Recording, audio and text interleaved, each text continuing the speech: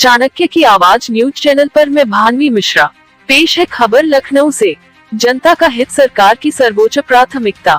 Shri A K. Sharma, Lucknow. Uttar Pradesh के ऊर्जा मंत्री श्री ए.के. शर्मा ने वित्तीय वर्ष 2025-26 के लिए बिजली दरों में किसी भी प्रकार की बढ़ोतरी न किए जाने पर प्रदेशवासियों को हार्दिक बधाई दी है।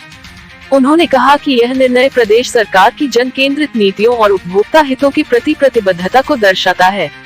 मंत्री श्री शर्मा ने कहा कि माननीय प्रधानमंत्री श्री नरेंद्र मोदी के मार्गदर्शन एवं माननीय मुख्यमंत्री श्री योगी आदित्यनाथ के नेतृत्व में प्रदेश सरकार लगातार ऐसे निर्णय ले रही है जो जनता की आर्थिक क्षमता को सुदृढ़ बनाते हैं।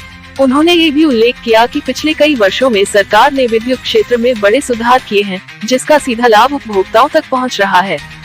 चाणक्य की आवाज न्यूज चैनल के लिए लखनऊ से प्रदेश प्रभारी वशिष्ठ चौबे।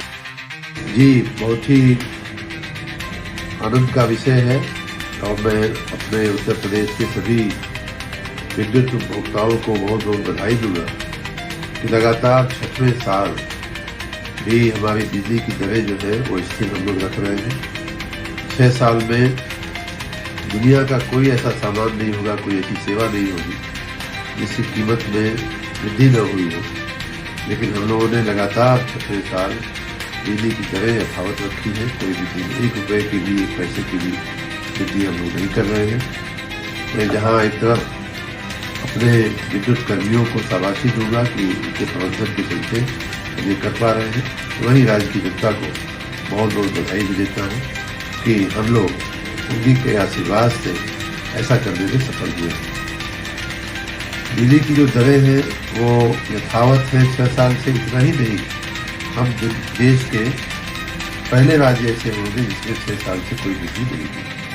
साथ ही शायद हम ऐसे भी राज्य हैं कि जहां जो घरेलू उपभोक्ता को बिजली की दर देनी पड़ती है वो देश में सबसे कम है।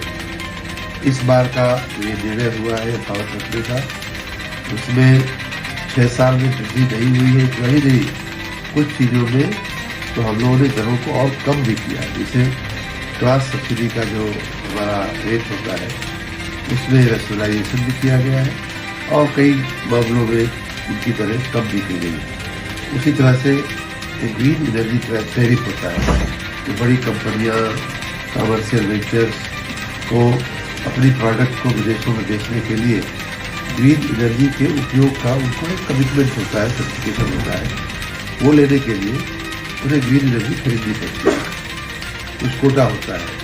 वो ग्रीन एनर्जी लगभग 30-34 पैसे हम लोगों ने सस्ता किया है।